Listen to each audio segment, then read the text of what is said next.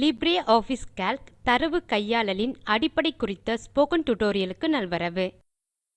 இதில் நாம் கற்கப்போவது சூத்திரங்களின் அடிப்படைக்கு அறிமுகம், பத்திகளால் அடுக்குதல், தரவை வடிகட்டுதலின் அடிப்படை. இங்கே உபுண்டு லினக்ஸ் பதிப்பு 1004 இயங்குதளம் மற்றும் LibreOffice சூட் வெர்ஷன் 334. LibreOffice கால்க்-இல் பயன்படுத்தப்படும் அடிப்படை சூத்திரங்களுடன் இந்த டியூட்டோரியலை துவக்கலாம்.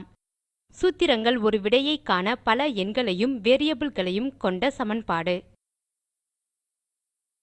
சமன்பாட்டை பூர்த்தி செய்ய வேரியபிள்கள் செல் இடங்களில் தரவை கொண்டிருக்கின்றன.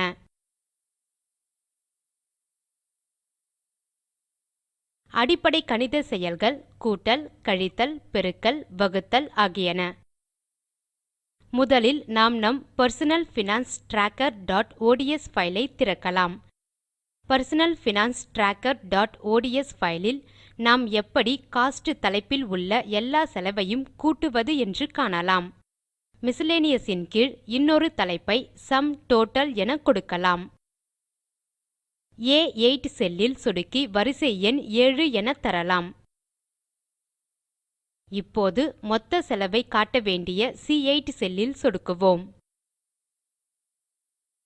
எல்லா செலவையும் கூட்ட நாம் இதை டைப் செய்வோம் இஸ் எக்குவல் டோ சும், மேலும் அடைப்புக்குறிகளுக்குள் கூட்ட வேண்டிய பத்திகளின் வீச்சை, அதாவது C3 கோலன் C7 என எழுதுவோம்.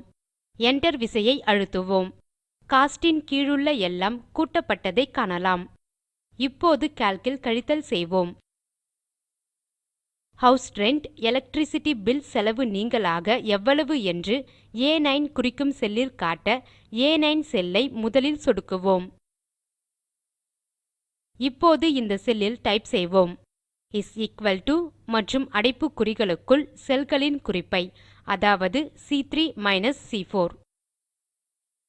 Enter விசையை அழுத்தவும். நாம் குறிப்பிட்ட இரண்டு செல்களின் மதிப்பு கழிக்கப்பட்டு விடை செல் எண் A9 இல் காட்டப்படுவதை காணலாம். மாற்றங்களை செயல் நீக்குவோம். இதுபோல பல்வேறு செல்களில் தரவு பெருக்கப்படலாம் அல்லது வகுக்கப்படலாம். இன்னொரு அடிப்படை செயல் எண்களின் சராசரியான அவரேஜ் காணல். இது எப்படி செய்யப்படுகிறது என்று காணலாம். சும் டோட்டல் செல்லுக்கு கீழே அவரேஜ் என தலைப்பு கொடுக்கலாம். இங்கே மொத்த செலவின் சராசரியை காட்ட வேண்டும். ஆகவே C9 செல்லில் சொடுக்கலாம். டைப் செய்க இஸ் எக்குவல் டோ அவரேஜ் மற்றும் அடைப்புக்குறிகளுக்குள் கோஸ்ட். விசைப்பலகையில் Enter விசையை அழுத்தவும். நீங்கள் கோஸ்ட் பத்தியின் சராசரி காட்டப்படுவதை காணலாம். மாற்றங்களை செயல் நீக்குவோம். அதேபோல நீங்கள் ஒரு கிடைமட்ட வரியில் உள்ளவற்றின் சராசரியையும் காணலாம். மேலும் சூத்திரங்கள் மற்றும் ஆப்பரேட்டர்கள் குறித்து மேல்மட்ட டியூட்டோரியல்களில் காண்போம். கால்க் ஸ்ப்ரெட்ஷீட் இல் எப்படி தரவை சார்ட் செய்வது என்று பார்க்கலாம். சார்ட்டிங் என்னும் அடுக்குதல் ஷீட் இல் தெரிகின்ற செல்களை எந்த விருப்பமான வழியிலும் அமைக்கிறது. கால்க் இல் நீங்கள் தரவை 3 விதிகள் வரை பயன்படுத்தி அடுக்கலாம். அவை ஒன்றன் பின் ஒன்றாக செயல்படுத்தப்படும். ஒரு குறிப்பிட்ட விஷயத்தை நீங்கள் தேடும்போது இது மிகவும் பயனாகும். மேலும் தரவை முன்னால் வடிகட்டிவிட்டால் இன்னும் சக்தி வாய்ந்ததாகும். கோஸ்ட் தலைப்பில் மேல்நோக்கு வரிசையில் தரவை அடுக்க வேண்டும் என்று கொள்வோம். முதலில் கோஸ்ட் என்னும் செல்லில் சொடுக்கி அடுக்க வேண்டிய செல்களை முன்னிலைப்படுத்தலாம். இப்போது இடது சொடுக்கி பட்டனை அழுத்திக்கொண்டு பத்தியில் 2000 என்று சொல்லும் கடைசி செல் வரை இழுக்கவும். இது நாம் அடுக்க வேண்டிய பத்தியை தேர்ந்தெடுக்கிறது.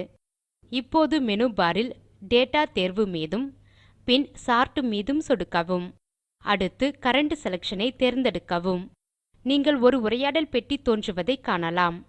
அதில் கீற்றுகள் சார்ட் கிரைட்டீரியா மற்றும் ஆப்ஷன்ஸ் என உள்ளன. சார்ட் கிரைட்டீரியா கீற்றில் சோர்ட் பை புலத்தில் கோஸ்ட் ஐ சொடுக்கவும். கோஸ்ட் ஐ ஏறு வரிசையில் அடுக்க அதை அடுத்துள்ள அசெண்டிங் தேர்வை சொடுக்கவும்.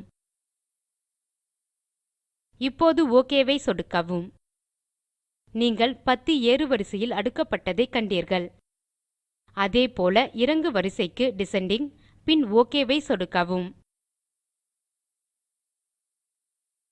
மாற்றங்களை செயல் நீக்குவோம்.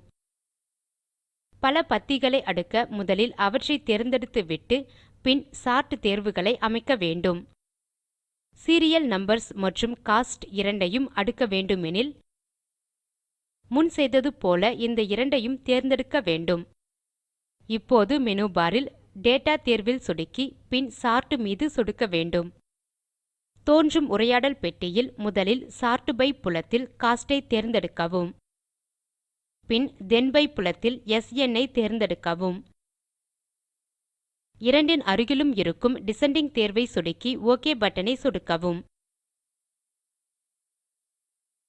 நீங்கள் இரண்டு தலைப்புகளில் கீழிறங்கும் வரிசையில் எல்லாம் அடுக்கப்படுவதை கண்டீர்கள். மாற்றங்களை செயல் நீக்குவோம். லிப்ரியாஃபிஸ் கால்க் ல் எப்படி தரவை வடிகட்டுவது என்று பார்க்கலாம். ஒரு வடிப்பி என்பது ஒரு நிபந்தனை பட்டியல். அதை ஒவ்வொரு உள்ளீடும் காட்டப்படும் முன் சந்திக்க வேண்டும். ஸ்ப்ரெட்ஷீட் ல் வடிப்பி செயலை காட்ட நாம் ஐட்டம் என பெயரிட்ட செல்லில் சொடுக்குவோம். இப்போது மேனு பார் ல் டேட்டா தேர்வையும் பின் பில்ட்டர் ஐயும் சொடுக்குவோம். துள்ளும் மெனுவில் ஆட்டோஃபில்ட்டர் தேர்வை சொடுக்குவோம். நீங்கள் தலைப்புகளில் அம்புக்குறிகள் தோன்றுவதை காணலாம். ஐட்டம் என பெயரிட்ட செல்லில் அம்புக்குறியை சொடுக்குவோம். இப்போது நீங்கள் எலக்ட்ரிசிட்டி பில் தொடர்பான தரவை மட்டும் காட்ட விரும்பினால் எலக்ட்ரிசிட்டி பில் தேர்வில் சொடுக்கவும். நீங்கள் ஷீட் ல் எலக்ட்ரிசிட்டி பில் தொடர்பான தரவு மட்டும் காட்டப்படுவதை காணலாம். மற்ற தேர்வுகள் வடிகட்டப்பட்டு விட்டன. மீண்டும் எல்லா தரவுகளையும் காண ஐட்டம் செல்லில் உள்ள அம்புக்குறியை சொடுக்கி ஆல் மீது சொடுக்கவும். இப்போது முன்னால் எழுதிய எல்லா தரவுகளையும் காண முடியும். ஆட்டோஃபில்ட்டர் தவிர இன்னும் இரண்டு தேர்வுகள் உள்ளன. அவை ஸ்டாண்டார்ட் பில்ட்டர் மற்றும் அட்வான்ஸ்ட் பில்ட்டர். இவற்றை குறித்து இந்த தொடரில் பின்னால் பார்க்கலாம். இத்துடன் லிப்ரியாஃபிஸ் கால்க் மீதான இந்த டியூட்டோரியல் முடிகிறது. சுருங்க சொல்ல நாம் கற்றது சூத்திரங்களின் அடிப்படைக்கு அறிமுகம், பத்திகளால் அடுக்குவது, தரவை பில்ட்டர் செய்வது. கீழ்வரும் தொடுப்பில் உள்ள வீடியோவை காணவும். இது ஸ்போக்கன் டியூட்டோரியல் திட்டத்தை சுருங்க சொல்கிறது. இணைப்பு வேகமாக இல்லை எனில் தரவிறக்கி காணவும். ஸ்போக்கன் டியூட்டோரியல் திட்டக்குழு ஸ்போக்கன் டியூட்டோரியல்களை பயன்படுத்தி செய்முறை வகுப்புகள் நடத்துகிறது. இணையத்தில் பரீட்சை எழுதி தேர்வோருக்கு சான்றிதழ்களும் தருகிறது.